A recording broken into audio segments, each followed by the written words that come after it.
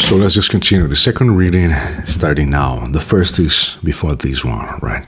Page 49, the sense of Tsongkhapa's teachings. Is liberation possible? Right? Up to this point, we have been discussing the faults of sufferings and suffering's delusion of cyclic existence. On the one hand, we have to think about the faults and sufferings of cyclic existence and generate aversion to them. And on the other, we need to ascertain the possibility of attaining nirvana, the cessation of suffering, the complete elimination of delusions. You might ask, is there really a method by which we can attain liberation, or a method by which we will be able to eliminate sufferings and delusions completely?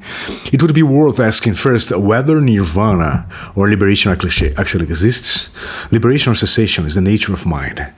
On the occasion of the complete annihilation of defilements by their antidotes, when you think about sufferings of the cyclic existence and when you are aware of, you look forward to nirvana liberation as an alternative.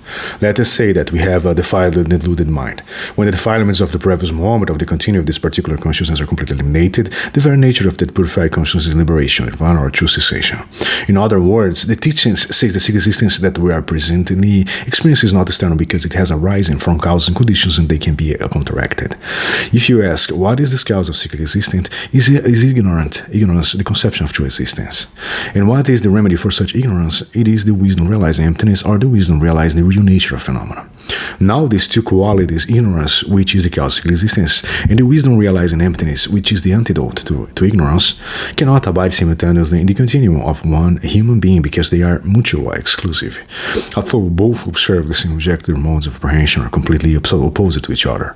Therefore, they cannot abide in one person's continuum with equal strength, as one is strengthened, the other is weakened.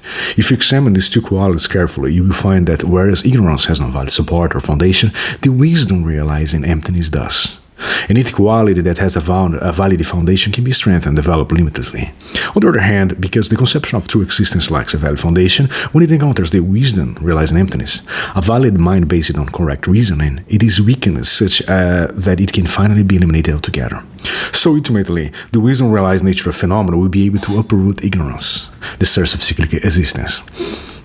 And if we examine how attachment and anger arise within us, when our minds are calm and clear in what way we crave the object, how it appears to us, and how we generate a conception of true existence toward it, we will be able to see how these delusions arise within us. Although we may not gain a direct understanding, we can make some correct assumptions. How are attachment and anger supported by the conception of true existence? When, for example, you are very angry with somebody, notice how at the time you see that the person is completely obnoxious, completely unpleasant.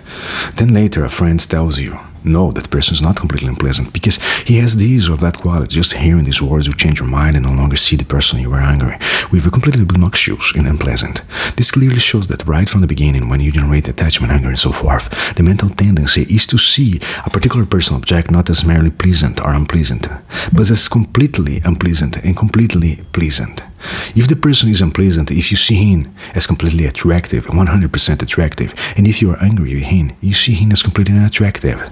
In other words, if you see whatever quality they have existing inherently or independently, therefore, this mode of prehending phenomena existing inherently or truly provides a strong basis for the arising of the illusion like attachment of anger and anger.